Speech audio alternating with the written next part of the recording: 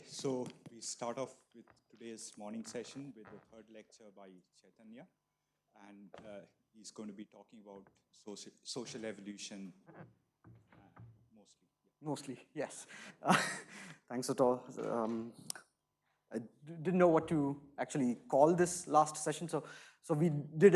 First of all, thanks a lot for actually sticking around all the way to this last lecture of mine, because I know that the first and the second was very pedagogical. Might have been quite boring to some of you, the things that you already know. New stuff for some of you, and if I didn't do a good job at explaining, that might also be boring. So still, thanks a lot for sticking around. The last lecture today is not so much pedagogical, it's more of a research seminar, I would say, but hopefully then you see the elements of what we did in the last two lectures to be represented over here. If not, let me know. Okay, so I called it like a small rant on social evolution, but just to recap, I mean, this is what we had a look at, right? In the first lecture, again, we looked at had a general introduction to multiplayer evolutionary games. We saw its connection to PopGen. In the second one, we saw how can we calculate the probabilities, the times, the long-term abundance of the multiplayer evolutionary games, the strategies in multiplayer evolutionary games, and you applied it to a model of mutualism in that case. We just dropped the eco-evolutionary dynamics. I'm still happy to chat about it later. So that by that I mean dynamic population sizes, right? And that's something that you can implement within this framework. But today we will be talking about higher order interactions, and after that, collective beliefs and trust. So for the higher order interactions, I mean, the idea behind that is to make the connection explicit to ecology then. But I decided, like, since we are in this very nice place, and I should pay respect to this place, which is actually dominated a lot by string theorists, the concept behind this is very similar to what you do get in CFT and anti-de Sitter models, right? So the idea is, like, you do have some kind of a field theories on one side, but then you need to invoke strings at that point, so string theory a bit over here, so that at the emergent level, you will get gravity. Because at some point you do not have gravity, but as soon as you make the transition from a lower dimensional space to a higher dimensional space, you get an emergent phenomena, which is that of gravity. The thing is, you can mathematically translate between these two frameworks, right? And that's one of the big breakthroughs in physics. Like, you can translate between these two frameworks, and it leads to an emergent phenomenon in one dimension, which doesn't exist in the other dimension. And that's basically the thing that we want to actually talk about. So this emerges as a hologram of something which is happening in a lower dimension. It may or may not be true, right? So that's, again, the philosophical questions behind it. Do we live in a hologram and things like that? I want to argue that there is some kind of like an issue like that in theoretical biology, at least in the field that we talked about, or at least the frameworks that we talked about in the last few lectures. And I want to start with then the Lotka-Volterra dynamics. So Lotka, of course, published his work like already in the 1920s, which focuses on chemical reactions, or rather organic reactions in that sense, whereas Volterra was really interested in the dynamics of fish, right? But the underlying mathematics was so similar that now the set of equations that we call are the Lotka-Volterra equations. I'm going to be focusing specifically on something known as the generalized Lotka-Volterra equations, which looks something like this. And you might have seen this in ecology classes or basic biology classes, if you remember. If not, it's not really that crazy. It's just you have these yi as the density of species I. Each one of them has their growth rate, which is Ri. And then you have interactions between the species, right? Aij. So the impact of species J on species I is captured by this element Aij. Pretty straightforward so far. The next thing which I wanted to talk about was the replicator dynamics, right? Again, just giving a brief history where the name comes from. So Christopher Seaman, so I mean, he already used it quite early on in the 70s. So population dynamics from game theory, but then later on, it was actually instantiated by Peter Taylor and Leo Jonker as replicator dynamics, which was finally formalized and written down in a single manuscript by, again, Peter Schuster and Carl Zygmunt that we have heard of. And they finally actually kind of said, that, okay, this is the replicator dynamics, and formalized its use all the way from hypercycle models of eigen all the way to social evolution, at least. Actually, it's kind of interesting if you go back to Seaman's introduction. It's kind of such a innocent statement that the game theoretical aspects also suggest possible applications in the social sciences. I find that very cute. All right, so we have, again, a set of replicator equations usually, which describe a strategy set, right? I mean, okay, now I'm not going to go as you know, in the details of all of this, because we already have discussed this like through and through, right? Where we have xi as the frequency of a strategy, I, bij is the interaction matrix, right? The payoff matrix. So where I, strategy I impacts strategy j. So what, strategy j, sorry, impacts strategy I. Right? So what do I get where I, as a strategy I player, get when I interact with a strategy J player? That's what you get, and this is just the average payoff over all strategies, so of the population. So far so good. I think none of this is surprising, right? That's, if it is, let me know. All right.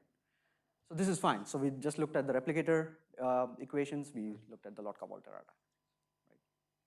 But there is an equivalence, and not just an equivalence between those two. There is an equivalence in the frameworks that we actually have talked about and have not talked about as well.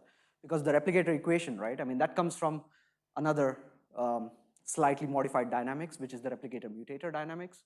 So if you drop the mutation rates in the replicator mutator equation, you do get the replicator equation, which includes frequency dependence in it. You could also drop the frequency dependence in the replicator mutator, and then you can get the quasi-species equation, right? Which you can just look at a mutation process which is happening without any differences in fitness, and then how that population moves along a fitness landscape. That's something which is captured by the quasi-species dynamics.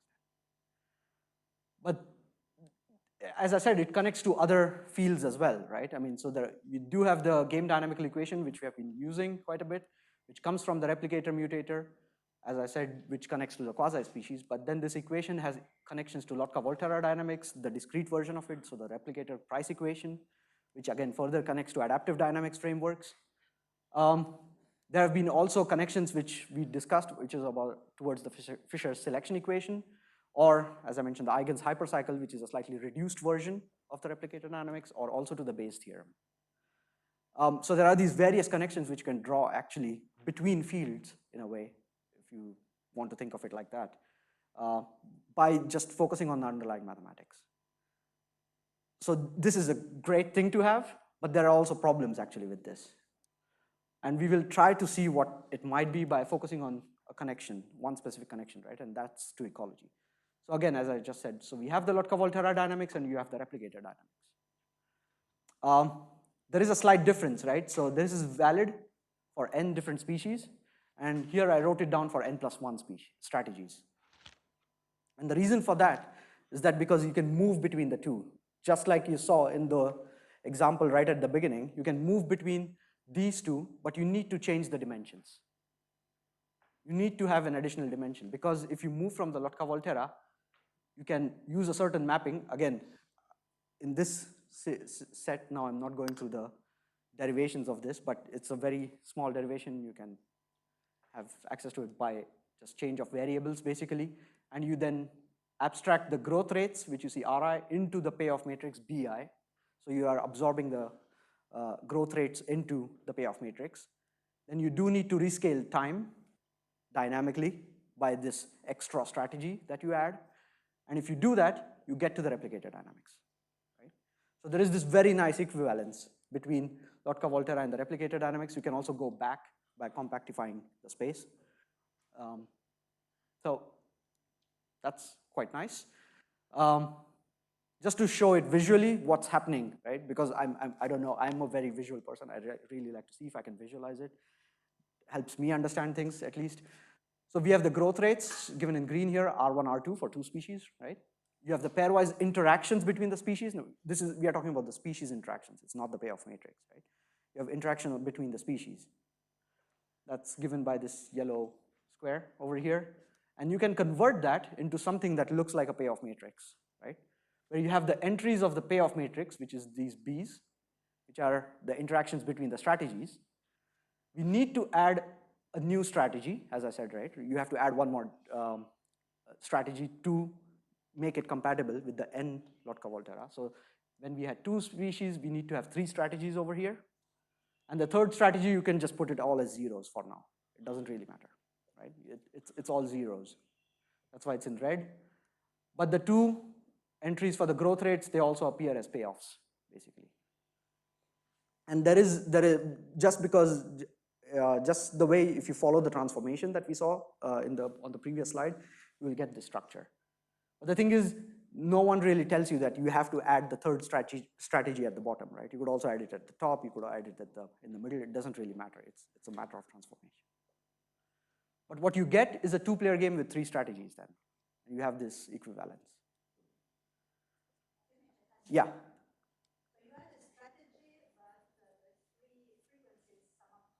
The 3 frequencies sum up to 1. Yeah. Yes, exactly. Yeah, that's what happens with the conversion of the variables, right? At the beginning when you want to, because that was the difference. You were dealing with population densities first, and now you're going to frequency space. Which is exactly what you see here. So there are actually no limits on the X and Y axis over here, right? They can go up as much as you want. But if you do see some very nice cycles which lead to a stable fixed point, in this case, you do see some similar dynamics, which also in the equivalent replicator dynamics. So the dynamical properties are preserved between the 2 systems, in this case. This is an established equivalence. This is nothing new. This is from the 80s. Hofbauer proved it a long time ago, right? So nothing fancy over here.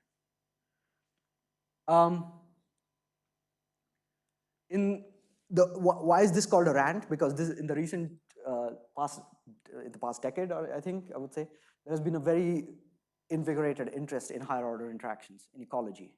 And what do higher order interactions mean? They could actually mean different things for different people. That's also a source of the problem. One way of thinking about it is, earlier we dealt with impact of J on I, but now you can think of this as an impact of species K on I through J, right?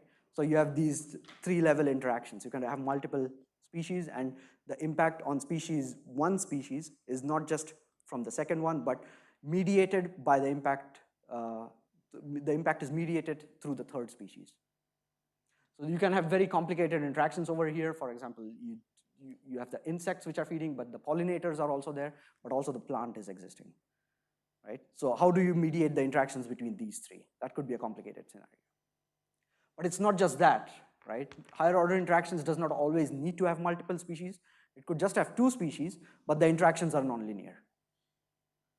And those are sometimes also characterized as higher order interactions. So there is some difference in the semantics which are used, one more often than other, but it really depends on the authors and what people want to talk about. So this has been going on for a long time, already from 1981, where people were actively trying to test out higher order interactions and how to find them, which is, you can imagine, a very hard task, right? The number of experiments is crazy. But as we were focusing on 2 species, we already saw it yesterday that it rarely happens that you have just pairwise interactions, even between 2 species, right? You could have multiple interactions that leads to very complex dynamics about who's going to die and who's actually going to get the prey, and how is the prey going to be split later on. So you can have very complicated dynamics just between 2 species when you add these nonlinear interactions between them. And if you have such kind of interactions, then you need to add those interactions in this framework, right? So now I'm going to just show you the graphical interpretation and not the derivation, but that exists. If anyone wants, I can walk you through it. So there are 2 species, again, nothing more. So that's why you just have 2 growth rates. You have pairwise interactions, for sure. You could always have pairwise interactions. But now you also have these triplet interactions, right? Just like we saw yesterday, you have these axes, and you just put the 3 players on it. So you can have triplet interactions, but you're choosing it from the other species. So this can get a little messy, but the thing is, you can still convert this into a cube, into a 3 by 3 by 3 cube, where instead, earlier we added a strategy which was a row. Well, now in this case, that would be a plane.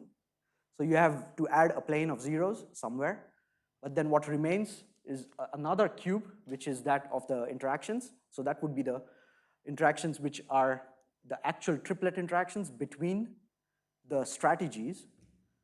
The pairwise interactions add themselves as two faces, but not complete, but two faces of that cube. And the growth rates, which are just two growth rates, they go in the back over there, right? So that way you can actually construct this 3 by 3 by 3 cube. And there is, again, as you go through the derivation, you can see how this emerges, actually. Yep. So, when would one stop? Like, for example, you have triplet interactions, then you can have quadruple and so on, right? Yeah. So why not sort of think of a mean field theory? Is that a good idea? So everybody interacts with everybody else, and is that something people think about? Yeah, then you can do that, but then you can either abstract out, so you don't need it, and you just use some higher order polynomial to capture these dynamics. But if you do know at which order do you want to stop, actually you can construct it. So I'm jumping ahead now, but I will come to that point. Okay, I'll come to this point, exactly. So, so basically what you can do is you have this higher order Lotka-Volterra dynamics. So earlier we saw this pairwise interactions, right? So you can have pairwise interactions, but now you can also have this triplet interactions in Lotka-Volterra. So you're interacting with, you as a species interacts with two other, right? So that makes it a triplet over here. But then you can convert this to a set of replicator equations where we already looked at this, right? Now this is basically a three-player game with three strategies, where you are, as the indexes over here show, you have three different players that you're interacting with, and you're tracking their strategies. You saw this triangle, and now you see where I picked it from, because this is a three-player game with three strategies. But it comes from an equivalent conversion which is equivalent from a Lotka-Volterra dynamics, which already has triplet interactions. So nonlinear interactions are already included here. You see 4 fixed points in this system, which are also reproduced over here. So again, you can see that the dynamical properties are actually conserved, like some of the others, although I have to check the thing about limit cycles, which Sagar asked.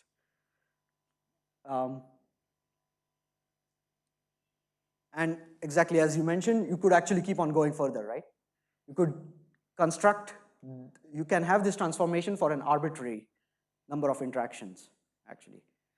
And that's because we already looked at what happens when you can, what are the properties of arbitrary multiplayer games, right? We already constructed that for a D-player game yesterday.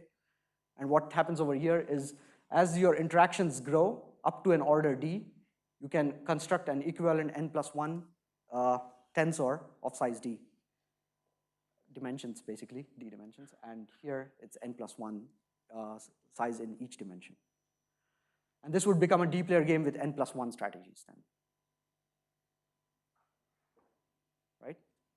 And this is all well and good, and now I'm just coming to the caveats, because I think that's pretty much it. That was my rant, because the thing is, if you look at now the manuscripts which have been published, which most of them, at least, which work on higher order interactions, they do a very nice transformation to the Lotka-Volterra, from the Lotka-Volterra dynamics to the replicator dynamics, and use the analysis from the replicator dynamics to justify and make statements about the ecological case.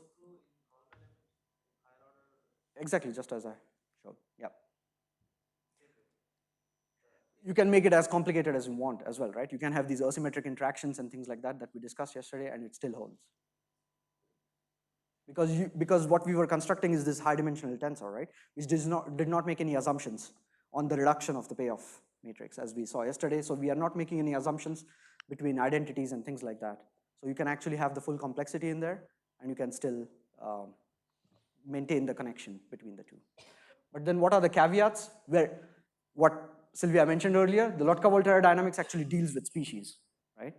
And the replicator dynamics deals with strategies. We have to be very clear about that, because this is in population densities, this is in strategy frequencies.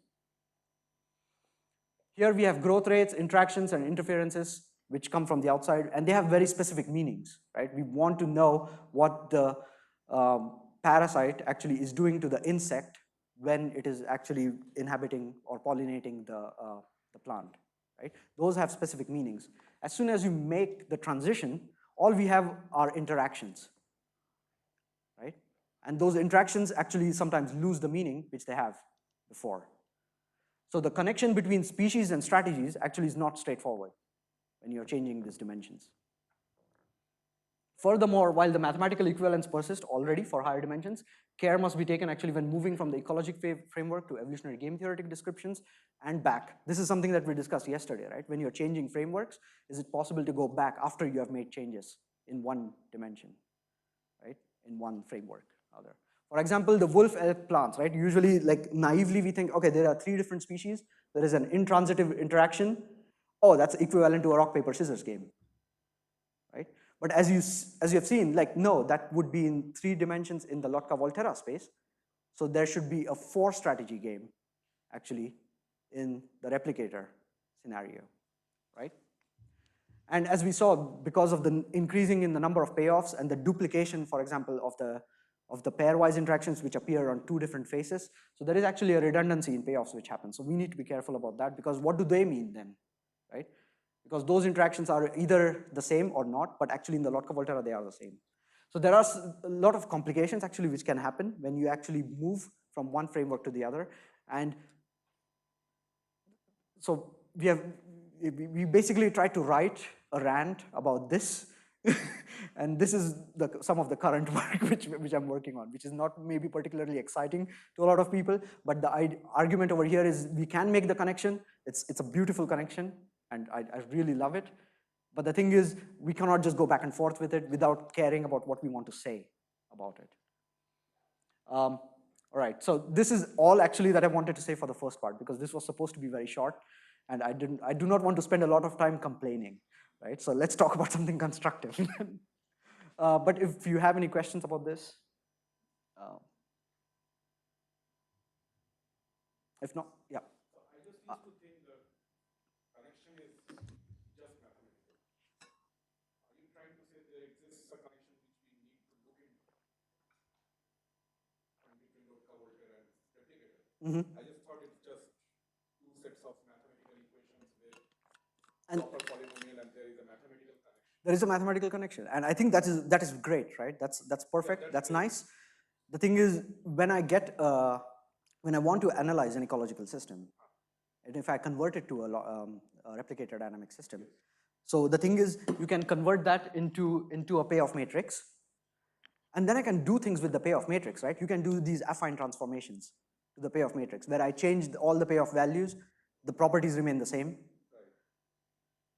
If the third strategy gets a meaning at that point, the extra strategy that you have added, how do I go back, and what would that mean? So you could start with a payoff matrix which doesn't look anything like, or which has not been derived from the Lotka-Volterra interactions, although it will show all those properties, because you can write down multiple payoff matrices, right, with the similar, well, not even similar, but the same, actually, dynamics. So if that's what we are interested in, then how do we make the transformation, and what do we call the strategies, and what do we call the species again? Because there are multiple ways in which you can also transform back, like which strategy do you compactify to get back to the, sorry, the other way, which strategy do you expand on so you get actually to the Lotka-Volterra dynamics? Because then you want to look at population densities, you open up the space rather. I was just saying maybe it's just a mathematical coincidence, and we need not be even looking at the connection. Because, for example, another analogy would be, if you give me a matrix, I'm always going to find your natural unions. Yeah. Now, there's a connection, given the matrix, there's a connection between classical game and evolutionary game. But then I need not transfer all the things of classical game to evolutionary game and insist that there is a connection of rationality of classical game in evolutionary game. Right, you don't need to, but the problem is that is happening. So you can use those arguments in ecology, then, which leads to some issues then, right? Another related question is, when you take sexual interactions as well in replicator, in the page Novak paper itself, in the appendix, there was this replicator equation with higher order interaction. Yeah. So does Lotka-Volterra with some sort of sexual thing also? See, now that what you have pointed out, I think that's a great example. You can convert a population genetic model to this evolutionary game theoretic model, and you can move from that to a Lotka-Volterra model. And I don't know what that means for the like the deployed sexually reproducing species. And yeah, making those connections is hard then, and I think it's, we can make it, but mathematically we can make it very nicely and very quickly. But then things get lost in translation. That's basically the message. Okay, that was all about the, yeah, sorry, one more question. Yes, I was wondering whether there is a difference in finite or infinite populations, because to me, if you want the extra equation that you get in the replicator dynamics, that would be an equation for the total population size that, you know, so that your frequencies have to add up Yeah. to one, so that, you know, the total numbers Yes. are the total population size. Yeah.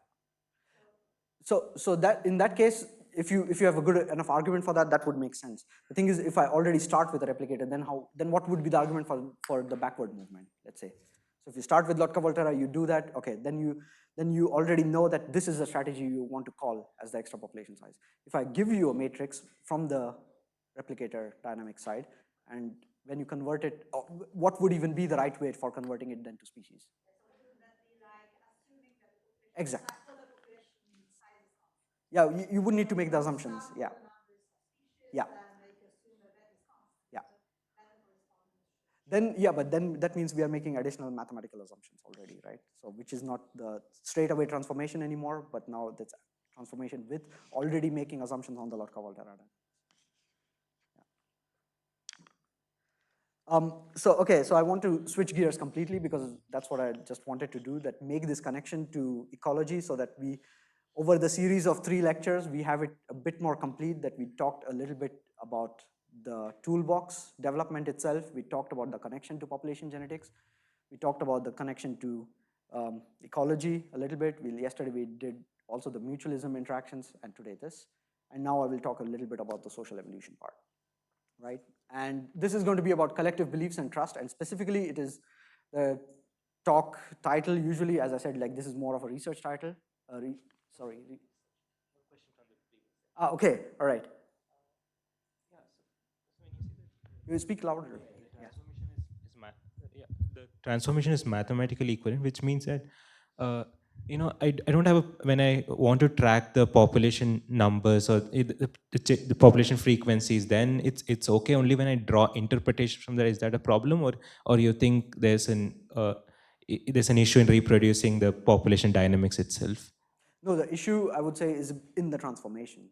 Okay. So how you do the transformation between the strategies and species, between densities and frequencies, that's where things get lost. Okay, so you because could the have identity of the species get lost. Different. So when it's done differently, you could get different population dynamics. No, okay. What I mean is, when you try to say from the replicator equations, you get to know you get to know how the frequency changes, the frequency of the strategies changes, but then you can't reproduce, you can't go back to population numbers easily from that.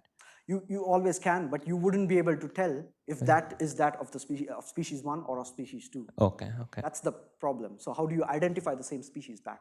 That would be the issue. Right. Good. So you can always go back and forth, exactly, because of the equivalence. Okay, that's fine. But but which species are you talking about, or how do you normalize basically the strategies to get to the species? You can have different ways of normalizing. Right. Yeah. And that's the issue. Okay, Yeah. got it. And those are all equally fine ways of normalizing. But that doesn't mean the same thing for the species then, Got or it. the other way around. Yeah. Got it. Thank you. Okay.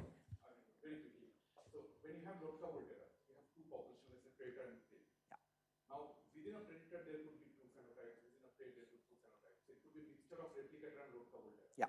But in this case, because predator-prey population will be increasing and increasing, so it's like a replicator with increasing population size as well. It's not a replicator at a demographic equilibrium. But that's what the transformation takes into account for now, right? At least this transformation, which was developed by Hofbauer, it doesn't care about the population dynamics at that point.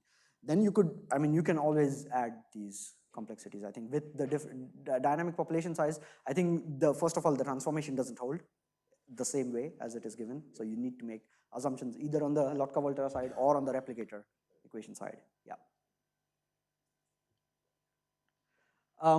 So this part of the talk, it's actually called Pan Narans, and I totally lifted the title from Terry Pratchett, who has this very beautiful line saying that the anthropologists got it wrong when they named our species Homo sapiens, or the wise man, because in any case it's arrogant and big-headed thing to say, wisdom being one of our least evident features quite often. In reality, we are Pan-Narans, the storytelling chimpanzee. And that's what actually this whole talk is actually about storytelling and about narratives. And we have different kinds of narratives, right? We have personal narratives and we have collective narratives. Personal narratives, sometimes they're being put on us even before we know what we are and things like that. So you already have the first years of your life before you know what the first years of life, that you have had your first years of life or things like that. So things are being written down about who you are, about what you are, right? And that's, as you grow older, you decide also for what you are and what you are. And that's your personal narrative that you tell yourself, right? This is the person that I am. We are not going to be talking about that. We are going to talk about the second part, right? Which is that of collective narratives. And collective narratives, there are slightly different definitions. Again, as in science, you can get different definitions. But one definition which I find which is kind of useful is that of sense-making, right? That these kind of narratives are basically social engines for sense-making in a complex and a confusing world. As an agent of complexity reduction, so that's what they are an agent of complexity reduction. They create a firm foundation for current and future-oriented action plans, and they can help shape a commonly shared framework for cooperation between actors and enhance the impression of reliability and predictability when it comes to future expectations. So this is what this is saying is like you have some kind of a shared conception of the world on which you all agree on so that we can get something done, right? That's the idea behind it. So humans are extremely good at inventing causality anyways from random events, right? So why not actually use that at the collective level as a sense-making mechanism so that we can get some stuff done? That's basically the idea of these collective narratives. But let's make it a bit more precise, right? So what we wanted to work on together with Marcus Freehan, so who is from Wellington, New Zealand. So we wanted to work on actually money, right?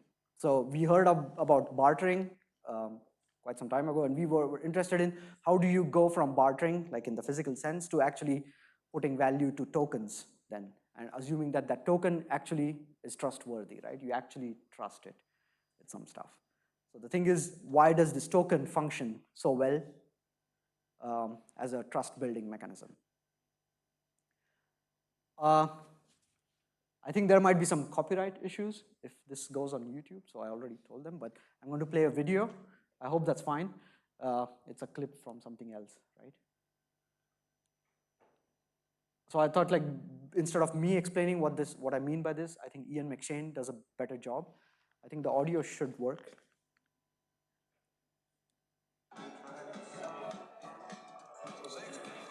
No? I wouldn't recommend trying to play with that.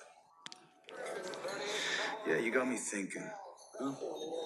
1933, Roosevelt took the United States off the gold standard, right? Yeah, so you can't just go into a bank and redeem money for gold or silver. You said money is the most powerful god in America, but money isn't actually worth anything. I have a piece of paper. Huh? But I want this salt shaker. You have the salt shaker, but you're willing to take my piece of paper for your salt shaker. Now, why would you do that? Because this isn't actually a piece of paper, it's a story. And the story that you've heard over and over and over again. It's been drummed into you that this is worth something, this is of value. No matter what country, culture, or religion, the whole world loves money. The greatest story ever told. Right, I think you get the point much better now, right? Rather than what I was talking about. Interestingly, we were just talking about this also over breakfast today morning about how the funding agencies and, okay, I don't want to go there right now. But yeah, so overall, like how things are being driven by this particular collective narrative, right? Because it is a collective narrative which we all believe in. We already know that from concepts such as cryptocurrency, or actually also other currencies, but like they get these value because people believe in them, that they have value. That tomorrow we choose not to believe in Bitcoin, it will go down, or just Elon Musk now, if he supports one of the coins, maybe that goes down instead of up. I don't know. Depends on the people's preferences, right? On top of that. So we thought like, okay, that was kind of solved. We don't really need to worry about that because there was a good enough explanation given by Ian McShane. So then we decided to shift our focus on actually what other collective narratives are there and why are they told then in first place, right? Well, before we go there, I think what we need to do is have a brief tour through perception, right? How do we actually perceive the world around us? I know this sounds like, why are we doing this? But believe me, it'll make sense in a few slides. So the thing is, maybe you want to open the box, right? And that's the aim that you want to do. You want to open this box. So there are a few things that you need to know before you are able to open the box. You need to know, first of all, that there is a box and that box is closed. That's your current model of reality, right? So we have always is a model of reality, right? Through our senses. That can totally change given how our senses perceive the world. So there is this model of reality, and that currently tells you that the box is closed. You look at your skill set that you have. Can you use that skill set onto that box in some way so that you can do something to the box? And there can be different things that can happen to that box then. And the one thing which will make you happy is if you open it, right? So you know these things. So this is something that you can learn. And this is something that a personal narrative can help, right? Like, I'm good at opening boxes. That's who I am. So maybe that kind of tells me that I know I will be able to open this box, right? So that's a personal narrative example, and that's how then a decision-making framework might work like. This is a very cool paper by Tomasello and others if you want to look at understanding and sharing intentions. Because we will come to about sharing intentions soon, because there is a problem, right? A problem about consciousness, which is a definition, and a problem is that actually we have a subjective experience of the world, right? We do have split up our reality into objective and subjective parts. And you could say that, okay, there are some objective parts, like there is a predator, there is a prey. I mean, there is some things which are clearly going to happen in that case.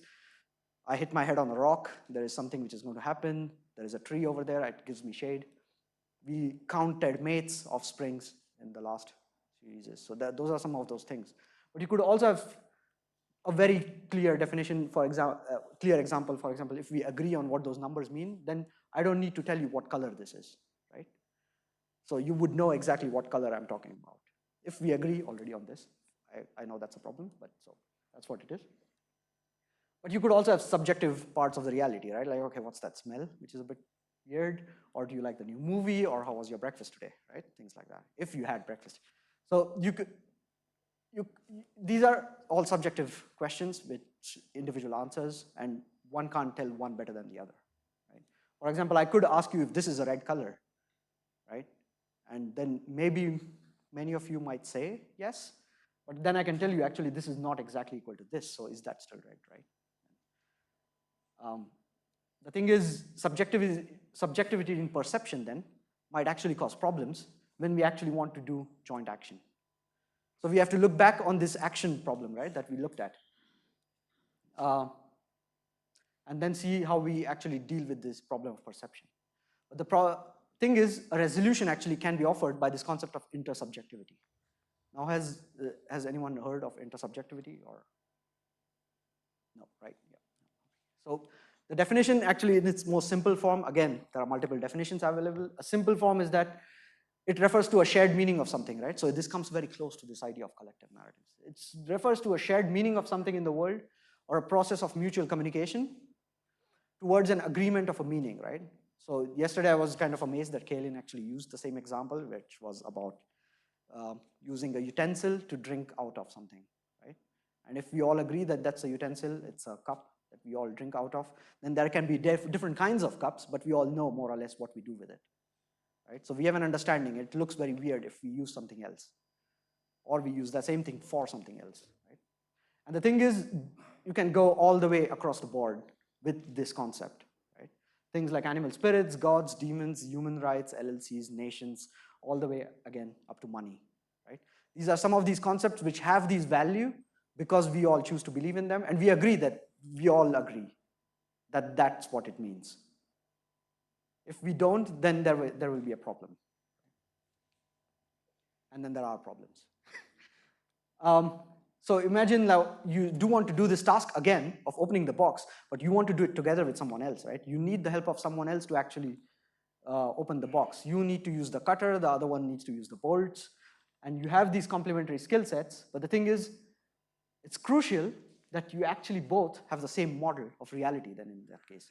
You already saw that having these different perceptions can actually act on the models of reality. And if you don't have the same model of reality, how do we even coordinate on the task at hand? Right? Because you might say that the box is closed. I might say that no, maybe it's not closed. I'm not going to bother doing this. And well, we are stuck then, right, at that point. So because our models of reality don't match, I won't go further even through this cognitive process of actually looking at my skill set, seeing what I can offer and things like that, right? And that would mean that we would not be able to open this. So that's why having this model of reality is extremely useful. And that's where intersubjectivity works, right? Intersubjectivity offers then a common world model. So that we don't need to discuss what the common world model looks like because we both have the same idea. We both have the shared meaning of what this particular reality looks like. And that helps us overcome some of the, I think it's Supratim.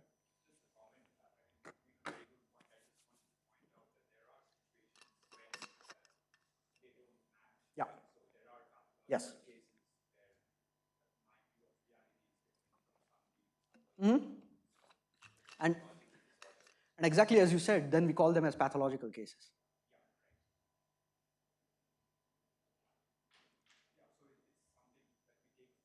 Yeah. Yeah. Yes. Totally. No, I agree. Sagar, yes. So could I say if intersubjectivity is present for a particular thing among all the individuals of this entire universe, then that is what objectivity is?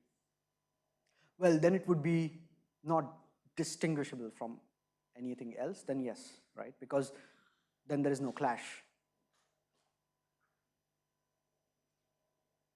There is the famous line which has been used in many different contexts. I think if you can't tell the difference, then it doesn't really matter. So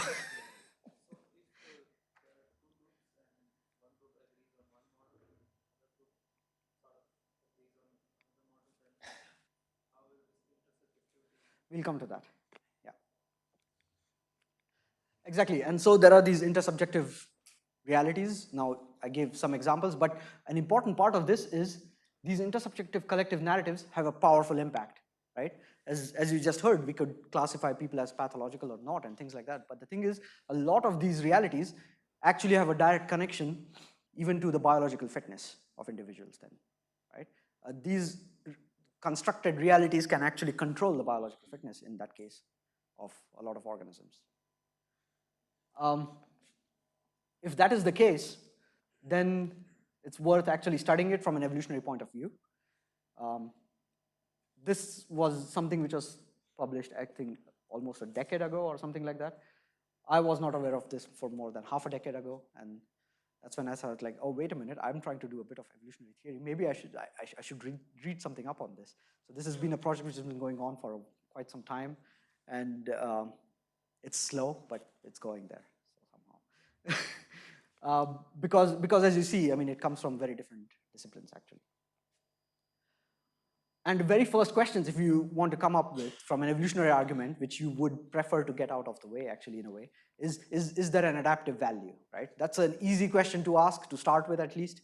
So is there an adaptive value to having this kind of a shared reality, right? And there are clear examples where, of course, there is, right?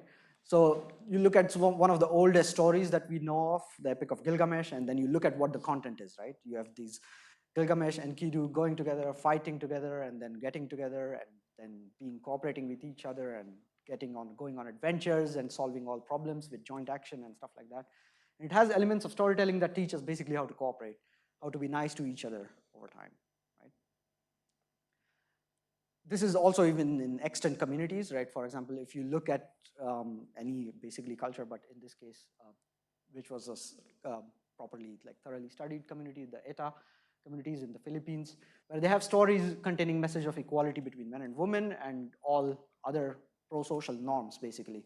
So you look at the different stories and look at the norms which they actually promote within the society.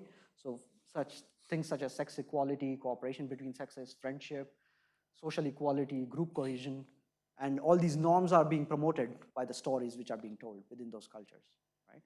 Classic example, I mean, we have the Aesop's fables, right? I mean, have been going on for a while, and all the stories have like these little morals in the end.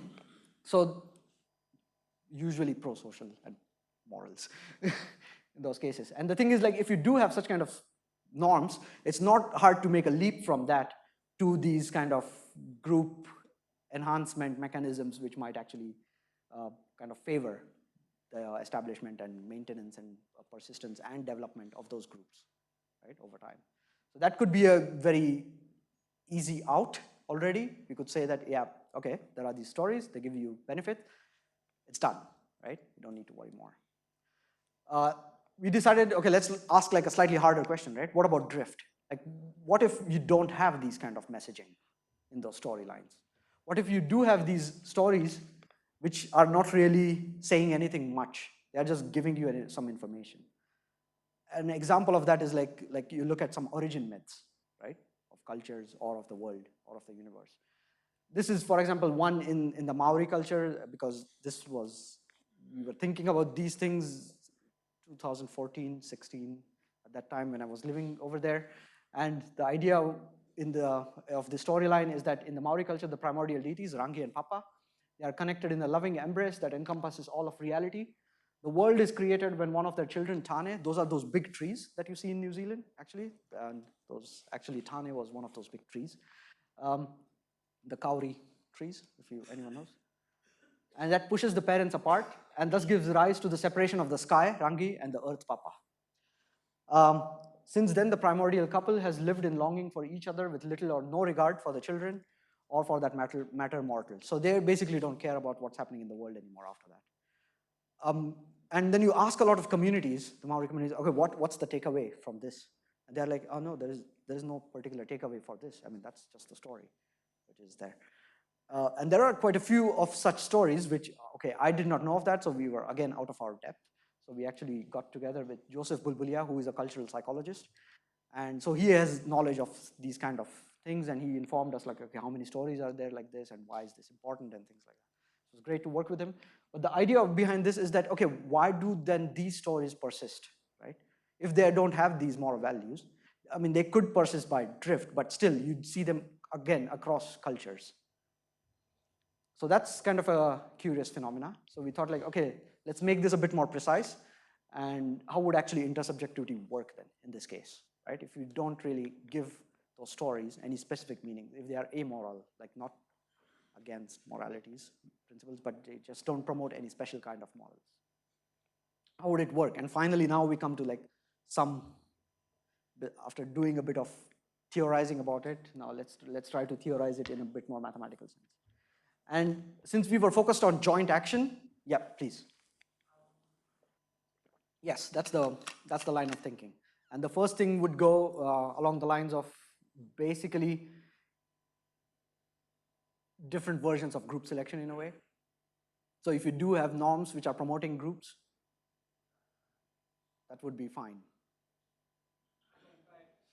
So there's also this assumption that these stories are competing with each other and being retained. That's the argument, because if those are promoting themselves, if they are promoting the societies that they live in, then they themselves promote. So they act as like selfish elements. And there also there's an assumption that they are efficient at doing what the morals are saying, right? So the story has a moral, but how efficient is it at people using these morals in reality? I completely agree. And so that can be explored by itself, right? Completely, this whole question. But the thing is, we decided to start even more basic than that. What if you just don't have any? And why do even they persist? Compared to these ones which might persist, right? Which have a better chance, because this is the neutral case than what we are dealing with. And then what you're asking about is putting selection on them. But what is persisting? What is the meaning of the story? Why do we see them in this culture, for example, until now? Why do we see the Epic of Gilgamesh? You could argue for pros and cons, But for this, it's very hard to argue for pros and cons. Great, that's a good question. Why is that interesting? Even better question, exactly, why would they be interesting, right? And that's why you would need to connect them to a biological fitness model. Exactly, yeah. And that's why the argument was from some selection arguments, because it needs to be connected. You're perfectly right. Just by itself, it could be there, not be there. Not straightforward. And then that's why we wanted to make this explicit connection to some kind of a fitness-based argument. Yeah. Thanks for that line of reasoning. Along this line of fitness, which Yeah. you pointed out, shouldn't it then be fitness of the human beings who know the story, rather than fitness of the story itself? Exactly. So you don't want to assign a fitness to the story itself by virtue of its own existence, but what it does to the human beings. Yeah. All right. But that's actually kind of cool, because in the end, they do become entities by themselves at some point. But of course, they still work through, they get a different name, right? You have institutions, which averages out all the people within it, but you still need them, of course. But they get their own identities. That's why even companies and all, we treat them as persons in face of law. But the stories And are that's subjective, in the sense they reside in human mind. If you have not written it down. But now we are talking about these intersubjective ones, exactly. That's why we are talking about the intersubjective ones, not the subjective ones. Yeah. So to formalize the joint action, we decided to focus on the stag hunt, and you might already imagine where things are going with this picture. But the stag hunt by itself in the simplest possible case, I think I should still walk through that, right? The stag hunt game, because if not. So this is a two-player stag hunt game, as we know, with two strategies. And what you do have is you could go for a hunting stag, or you could go for a hunting hare. And if you go for a hunting stag, you better hope that your partner also decides to go hunt stags, because only then you will get the stag. If not, you don't get anything. Then you might have been better off actually hunting hare by yourself. Hare gives you a smaller payoff, but hunting a stag gives you a larger payoff. So the dynamics then again looks like having this unstable equilibrium in between, which says that by chance, if you know that you're going to be paired with a stag individual because they are high enough in proportion, then you might as well hunt stags, and the dynamics moves to the right, where everyone is a stag hunter. But if you're not sure how many individuals are there in the population, if there are less stag hunters, then you might actually be better off hunting hares. And if you're below this equilibrium point, actually, then you will go to hare hunting equilibrium, right? So we looked at these kind of dynamics for the last 2 days at least. What this exemplifies actually is the tension between a secure smaller gain, right? You could always get the hare, but you could have also gotten a bigger one, but which is a larger, but unsure and collectively gain benefit, right? Because you might get it, but only due to this collective action, and it's not really sure about that because you don't really know what your partner's doing. You had a question, Vishu? No, all right. Around, there is a big time range, 30 to 70,000 years ago, apparently we as humans, we went through a cognitive revolution, and there we started to have narratives which actually basically allowed us an extended action set, right? Because at that point, people started kind of thinking about these if-then statements, about what-if statements, and what would happen if things are not what they currently are. And a lot of different cognitive mechanisms came into being. A really cool example, which I always think about this, is then adjusting to holidays, right? For example, what we have issues sometimes right now.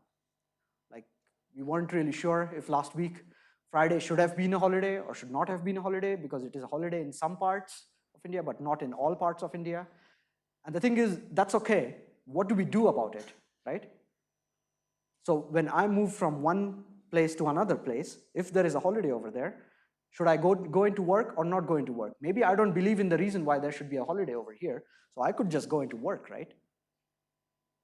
But we don't really see that because our actions then change because of what the local things are happening over there, right? At that point, at least. Or not, if you want to be a rebel. I don't know. So if you want to formalize this kind of what if kind of thinking, right? So let's put in these belief in these narratives, right? So you have some kind of a narrative. Again, we did not tell what those narratives are. Maybe you could also think of this as a population with no narratives, or population with a narrative, or just with narrative 1 or narrative 2. It doesn't really matter. Let's talk about individuals. Forget about populations right now. We will see how we get to the collective part, exactly, when it goes from out of your brain to the. So if you have access to this narrative 1, then let's say you have an action set that you have an access to. And the action set that we have was hunting hares or hunting stags. That's what we wanted to do. In the second narrative, you could also have another action set. It could be the same, it could have also been different, right? But for the sake of keeping things simple, let's say that your action set is the same, hunting hares or hunting stags. If I was here, what I would do. If I was here, what I would do, right? That's the argument that we want to follow. So the thing is, this is what we have before. So my action, when the collective belief is say 1, right? What actions can I choose? And this is my action set, hunting a hare or hunting a stag. But then I also have this additional action set, right? My action set when the collective belief is 2, I could also hunt a hare or hunt a stag. So now my strategy set expands to 4, right? But the thing is, you also have some story in your own head, right? What do I personally believe in? Should there be a holiday or should not there be a holiday? So that would be my own personal belief, and that would be 1 or 2 in this case. So now I have an extended strategy set which has these 3 components, right? What would I do if the collective belief is 1? What would I do if the collective belief is in narrative 2? And what's my personal belief? In which narrative do I personally believe in? And this gives me an 8 strategy set. Is this fine so far? No, it's not fine. Yes, sure. So the thing is, there are 2 kinds of narratives in play. Again, as I said, you can think of 2 or you can think of none and 1, or it doesn't matter what labels you put on them because they don't really mean anything right now. The thing is, given a narrative, you can choose what actions to do, right? So if I am in, say in this one particular state in which I don't have a vacation, do I go to work or not go to work? Those are the 2 options. Then I move to a different place, it's a different narrative. I have the 2 options, do I go to work or do I not go to work? You could have also different options, do I go to work, not do I go hiking? It remains the same, yes, yeah. We will come to the matrix part, actually. So but the thing is, you have the same action set in both. It's just depending on where you are. And that means your actions are now conditional on which place you are in, plus what you believe in. Is that just an extra parameter that you need to track, right? Because you need to know who you are as well.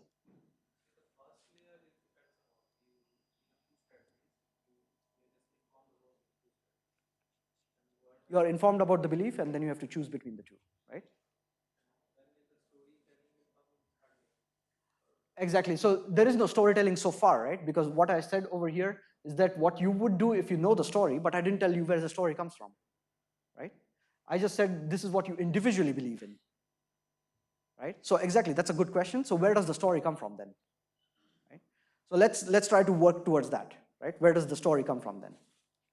Or how do I know which story I am in, right? If I'm at this place or that place to believe in the holiday or not, right? So let's start simple.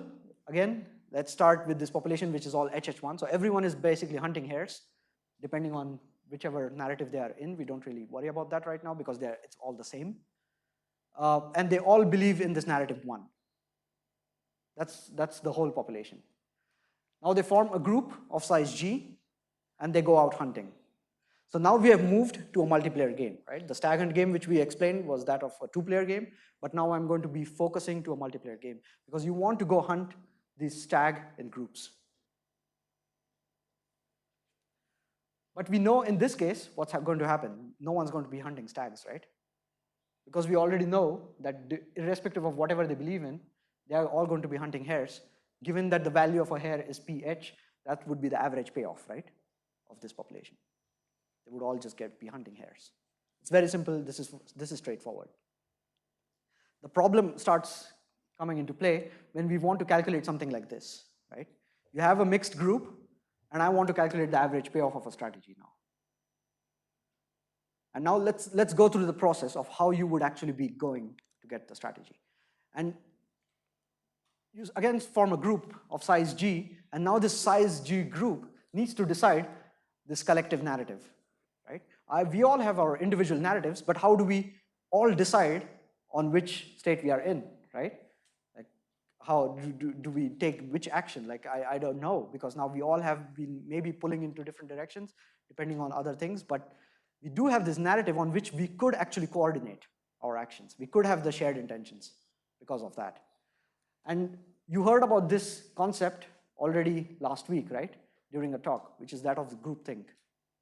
This is a way of minimizing conflict when you do decision making. There are different ways in which you can actually implement it. But a simpler way is that, okay, I just look around in the group, that's me. I just look around in the group and see how many others have the same kind of belief that I do, right? They believe in the same narrative. So there are 5 of them plus me 6. 6 out of 8 believe in this narrative 1. So we flip a biased coin with a 75% probability to land on narrative 1. Right? So then we get the collective belief for the narrative with probability 0.75. Is this part okay? This part kind of goes in the direction of now establishing a collective narrative within that group, right?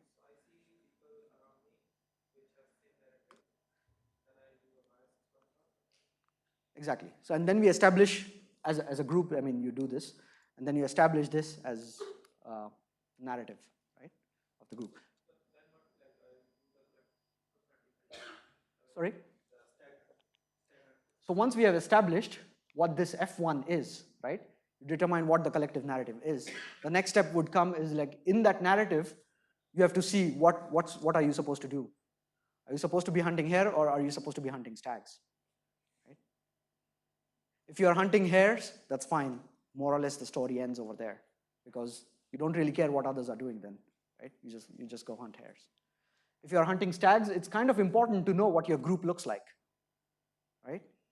And it is a bit important to know because if you're hunting stags, I need to know how many other stag hunters are there who, believing in this reality, will be hunting stags. Right? So we are assuming that you know all the information. So again, there are lots of assumptions which are going in this model, already in this simple model, so bear with me. So you get to know the group composition conditional on this strategy, on the narrative now, right?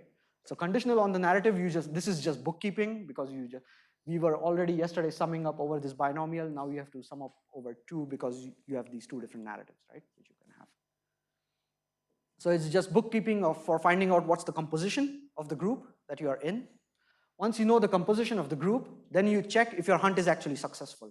So for the 2-player game, we assume that you need both of them to be hunting stags, right? And then you get the stag. Since we are doing this multiplayer game, we say that, okay, out of G, at least M of them need to be hunting stags, then you will get the stag, right? That's just a threshold which you put in, saying that that's at least you need to hunt the stag from 3 sides, and so you need at least 3 hunters. Say if G is larger than 3. So it's not like baking the cake. There can be more, but there should be at least a lower limit. Yeah. So within that group composition, then you ask if there are enough of them which are doing that. So with that, actually, you can write down the probability that you will be getting a hare payoff or you will be getting the stag payoff. And what this basically does is these things just give you the probabilities. With this probability, you will get a hare. With this probability, you will get a stag. You add them up, and you can write down the payoff of all the strategies. Right? Then for any given strategy, you can actually go through this process, this machinery of calculating payoffs, and you can get the average payoffs of each of the strategy. So once you have average payoffs of all the strategies, you can actually collapse this whole thing and say that, okay, if this is a population of HH1 individuals, right? And now I allow for very small mutation rates, so you can get a different kind of strategy in this scenario. Will that same questions that as we discussed last time, right? Will that strategy take over or not? And let's, for example, just, okay, a very small mutation rate allow for, let's say, another strategy, SS1. Right? If you allow for this strategy, you see something like this, right? So this strategy says I hunt hare when collective narrative is 1, I hunt hare when collective narrative is 2, and I personally believe in 1, right? And this says I hunt stags when collective narrative is 1, I hunt stags when collective narrative is 2, and I personally believe in 1. So basically from this point of view, whatever you do on the second action, second tuple, say over here, actually doesn't really matter, right? It's only the first actions that matter. And that's basically H and S, right? That's simply H and S. So you don't really have this H1, it doesn't really matter. Because they are all doing 1, they are all doing 1, and that corresponds to S and H, and we already know what that dynamic looks like, right? You have this unstable equilibrium. So it's basically the stagnant game. That's what these two populations would be playing, if you are thinking of them. And the thing is, you can do this whole thing for all the 8 strategies, right? So we are sticking to, right now, deterministic dynamics. You can do it for all 8 of the strategies. And the nice thing is, well, surprisingly, they have been arranged in such a nice way that all the unstable equilibria are in the interior over here. Just they are being organized to make our lives easier. Because imagine you start here, right? That's where you want to start, in HH1. In a deterministic system, you can just ignore the interior because you are not going to cross it. Because they all have unstable equilibria in between.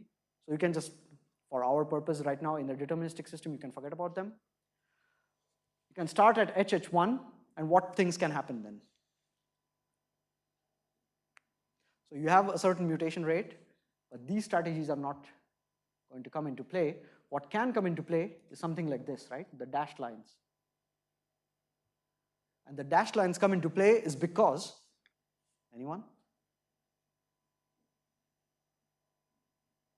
Well, I mean, I just wrote there. So that's because they're neutral, please. They still end up doing the same thing because they are still doing whatever the narrative 1 dictates. Exactly. So they will still hunt hare. So this S actually doesn't matter, right? So essentially, these are both hare hunting populations. You can have neutral drift between them, right? So you can just drift into this population at some point.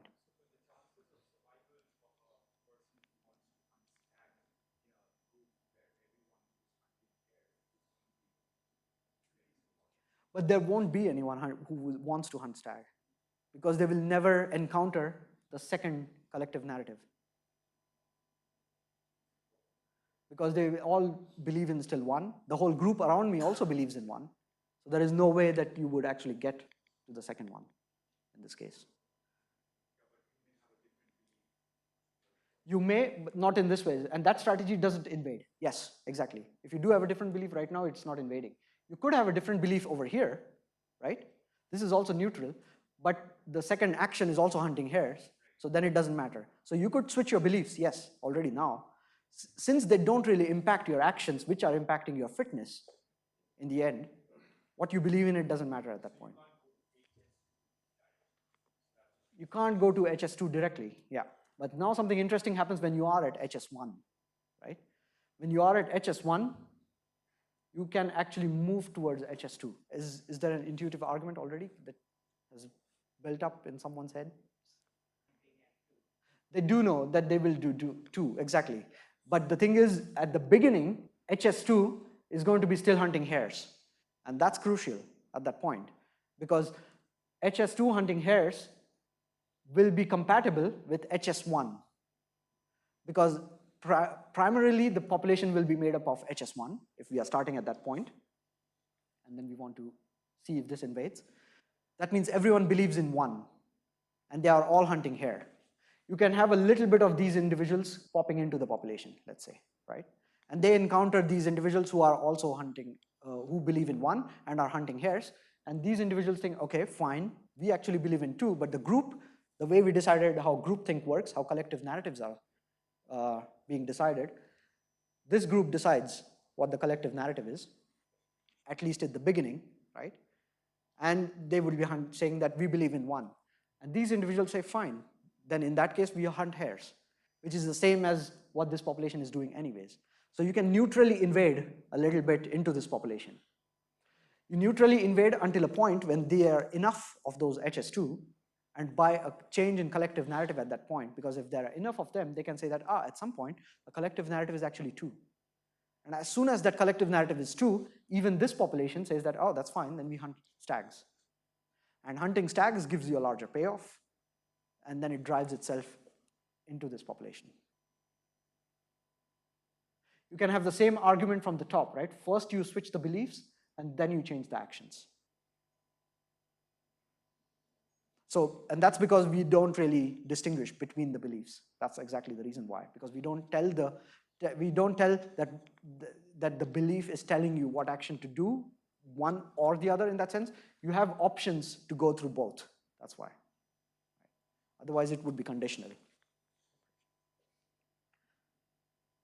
Once you are on this side, though, you can see actually the narrative that you choose corresponds to hunting stags. So all these bluish green strategies are hunting stags. All the reddish strategies are hunting hares. Right? And the thing is, you move from the left to the right, and once you move to the right, you get locked in. Because once you are hunting stags, there is no reason why you should switch back to hunting hares. The thing is, you can lose your beliefs, or you can switch between them. It doesn't matter, but you still end up hunting stags, because then that is the rational thing to do.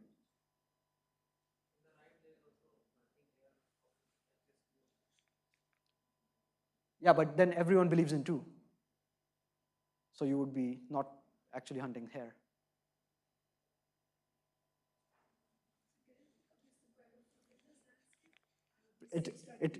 It precisely actually is a fitness landscape where you would need to cross this valley, which it is not possible.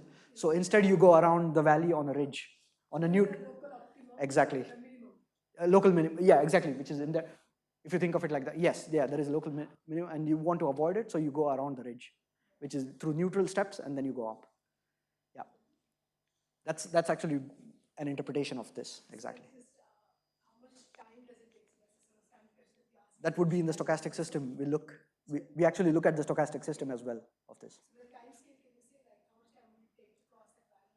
One can, yes, yeah. But since we cast it in this socio-cultural evolutionary model, it's actually kind of interesting. No, I will not come to that in this talk. What we do is, because it's belief, you have actions and you have beliefs in narratives, and those could evolve at different rates. So they actually affect the time until you actually reach. And they affect the time in a very interesting manner, actually. That's something. But I'm not going to come to that. So thanks for asking that question. It's not in here. But we did decide to move to, yeah. So you are preempting some of my future projects. Thank you very much. I'm happy to discuss this more. No, I think this is very crucial, I think, and that affects the kind of narratives I think that you would kind of see. I agree, and I think but it's very crucial to argue, like, what do we want to do in this system? The argument for this was, we want to have stag hunting because that's a way that you show, if you take it as a metaphor, that's the way that you want to show that it establishes trust in the population. What you are saying and what would happen with this resource constraint is that you would reduce the trust in a way, but you maintain the resource, or if the metaphor doesn't work anymore, basically, in that same way. So that it's a slightly different issue, but I think it's a really fascinating issue, and I'm really interested in that. So thanks a lot for pointing that out. So we did wanted to move to finite populations. So we decided, like, okay, what's the justification for moving to finite populations? One thing would be, it's cool because we have the tools at hand and we just want to use them. So that would be the proximate argument.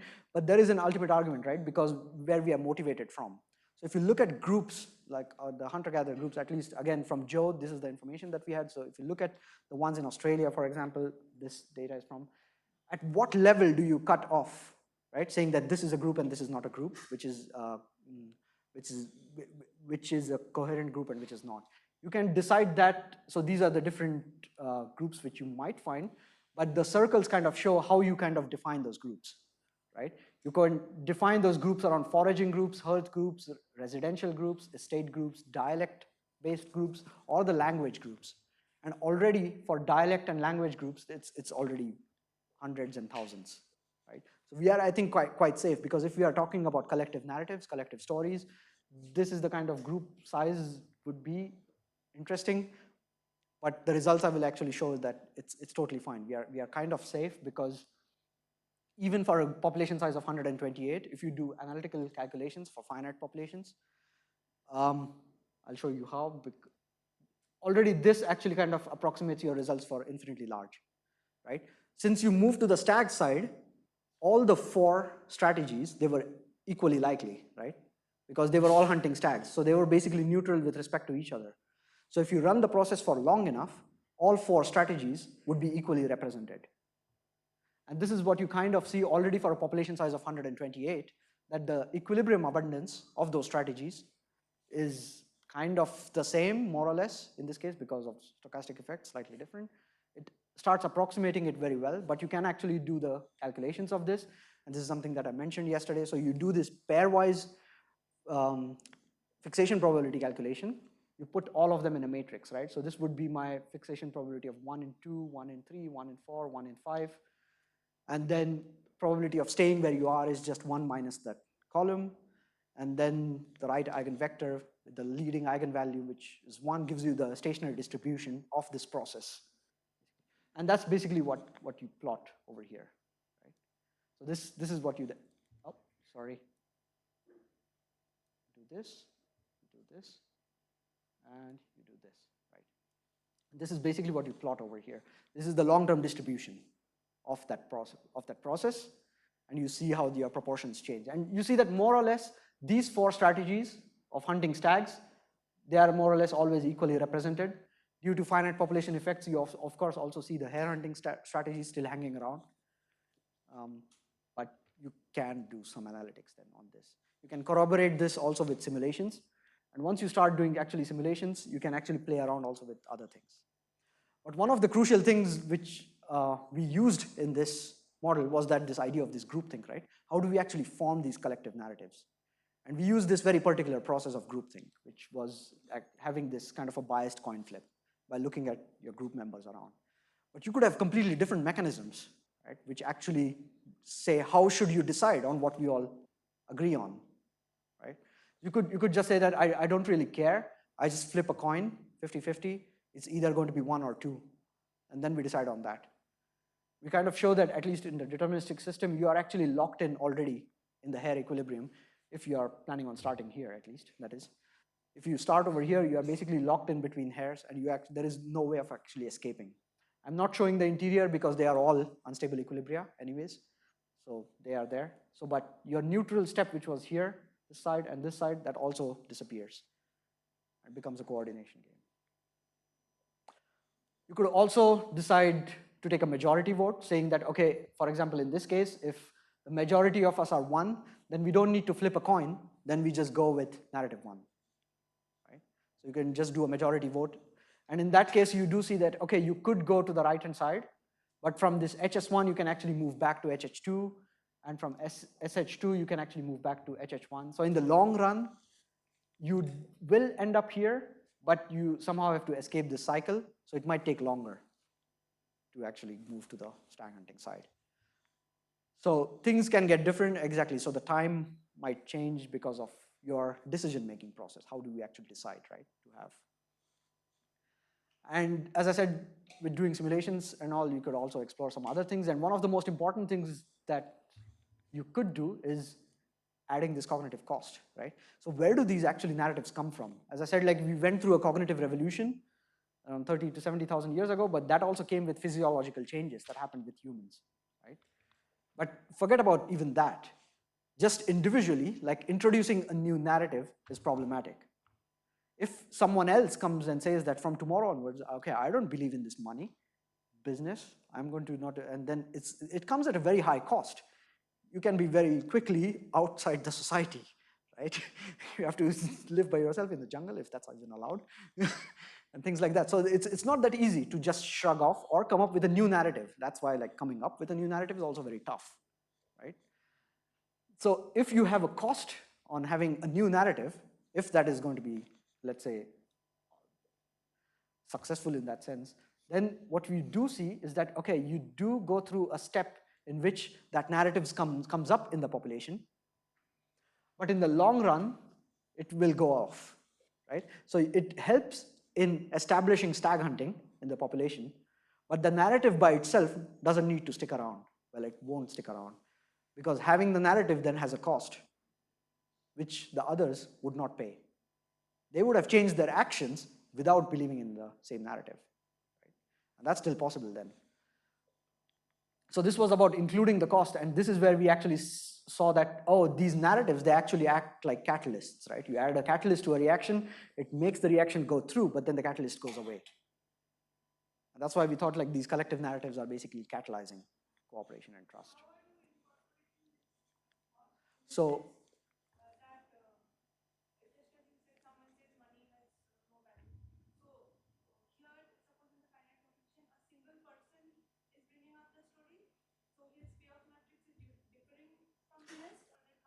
yeah, so they have a cost if they believe in the second narrative. So let's just say everyone believes in one, and everyone then who comes up with the second one, let's say HH. In the simulations, yes, but you could also do that in the deterministic model where all the populations which have 2 in the end have a cost. Yeah.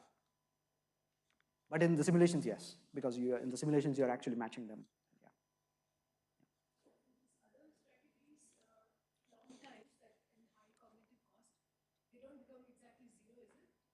No, they're not. No, that's because this is, again, simulation runs. So there is some stochastic effects where they are still sticking around. So they're not going completely off, but because there are still movement between them, right? And then they die out a bit slowly. I was thinking if there's a transition, like phase transition is a function of cognitive cost. Is it sort of going to zero, or is it if in some... I did not actually see them go to zero, but maybe if one runs it for long. But I haven't explored this in that much detail, I have to say. Yeah.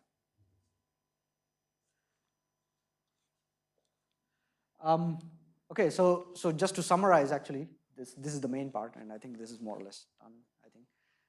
Drift takes care of the belief in the narrative, and once the number of believers crosses a threshold, then selection for the narrative is actually then triggered. And the collective conviction, whatever that was, that actually then starts exerting its force in the real world, right? Because then it starts affecting fitness of the organisms. Individuals believing in the narrative cooperate and have a higher fitness. That's happening. And once cooperation is stable, once you move to this right-hand side, then individuals can then actually renounce their beliefs, which is totally fine then, but they're still stuck being cooperative because that actually becomes the rational choice, right? So the cycle can actually then repeat itself with a different belief. And that's something which we are trying to push a bit as well. And these are some of the examples where these things have worked, right? But the problem with this is that there is also a dark side, and that's only because these narratives and fictions, we did not imbue them with any particular moral convictions. So all they have to do is to give a higher payoff to the actors in a certain configuration. The content of the narratives does not actually matter. So you could put in whatever content actually that you want so that you get the groups to act together in that sense. And this is actually, I have to say, after this whole thing, I mean, this was actually nothing new because the concept behind it has been around for a very long time, right? This idea of imagined communities. What it says that you need some structures to send out these stories. And once you send out enough of those stories, you can actually establish a norm within the population through those stories. Whether those stories actually say those exact things or not, you don't really worry about it. Who's telling that and all that, those other things start playing a role. So we have extensions which go in these two directions. This is the impact of ecology that you were talking about, like about the resource actually, which is there. But the work which we did do already was on the sources of new beliefs, right? So how do you actually get these new beliefs, and who's bringing up those new beliefs, right? That's kind of important. And to study that, we actually put this whole structure, so I'm almost done. This whole structure, a whole model on a network, and you can try it out with different social structures, which do exist. So focusing more on then the Barabasi-Albert network, and that was because the human watchdogs, they actually, you get very quick cooperation because of the structured, highly structured pattern, actually, which you do have for the watchdogs networks. But for the Barabasi-Albert, there is a very discernible pattern between hubs and periphery, right? And because of that, actually, what we found is something very interesting, that belief mutations on the network periphery actually are more effective in bolstering actually cooperation than actually targeting hubs, right?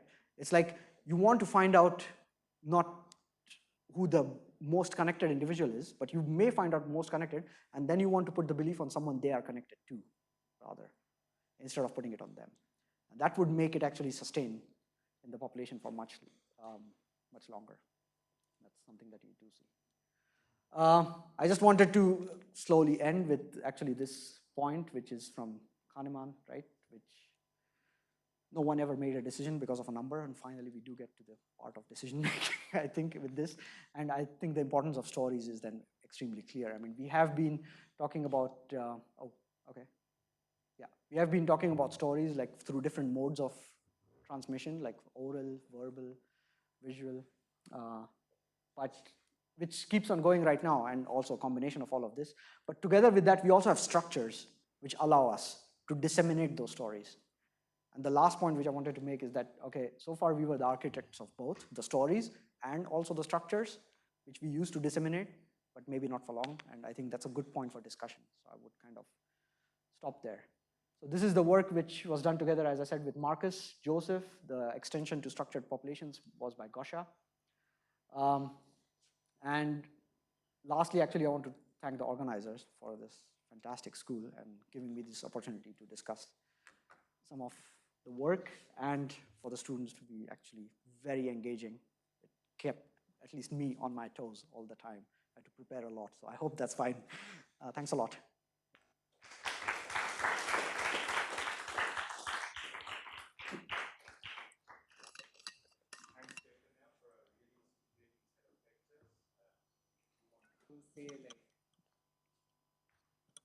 Hello. Yeah. So with respect to something like the history of like colonization or invasions, where there is an outgroup which essentially wants to take over a piece of land which is already inhabited by a group of people with their own narratives, and here comes another group of people with their own set of narratives, and typically the resident group is much larger than the ones who are invading.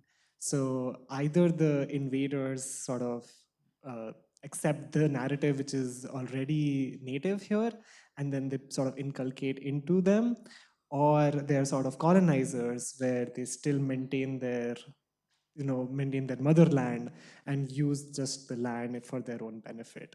And that's probably why colonization, despite a large history, does not seem to be stable enough, because the current narrative remains strong because they don't make any effort to sort of remove it in any way, while sort of invasions sort of stick around because either the invaders have wiped out the original population and then populated with their own narrative, or they sort of accept the original narrative and they stick around. So the way actually it's kind of pushed, the difference between the two is actually kind of works very well when you look at are the narratives being spread, or is the infrastructure being established for the spread of narratives? And one of the intention of making the distinction between invasion versus colonization would be also making a distinction between, do you want to spread a narrative, or do you want to establish an infrastructure which helps you actually do something together with the people over there? And that makes a slight difference. Which one do you start with first? And yeah, so you could argue that establishing a very good infrastructure would then help you spread the narrative better as well. But first, having to establish the infrastructure takes some kind of accepting the local narratives. So there is a bit of a play within that. So one would be a bit more invasive, one would be a bit more Yeah.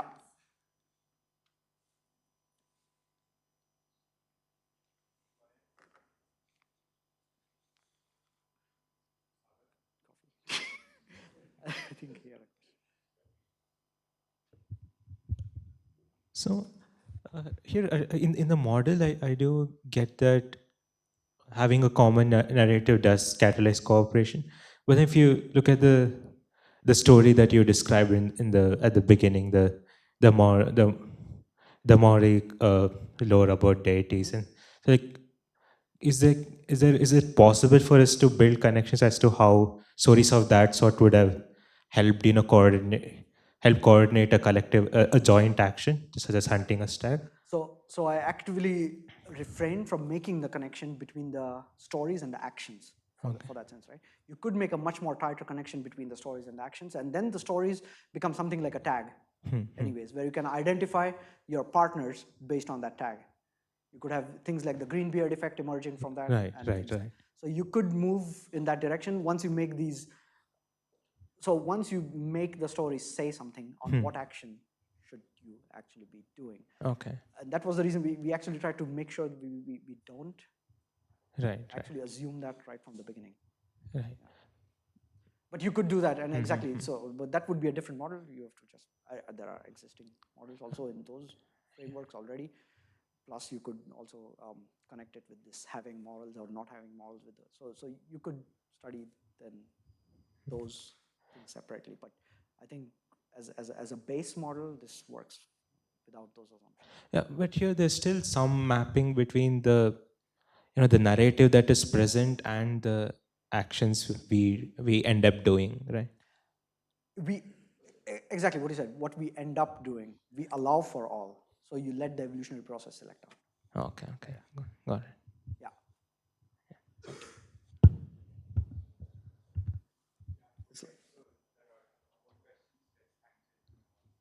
Thank you.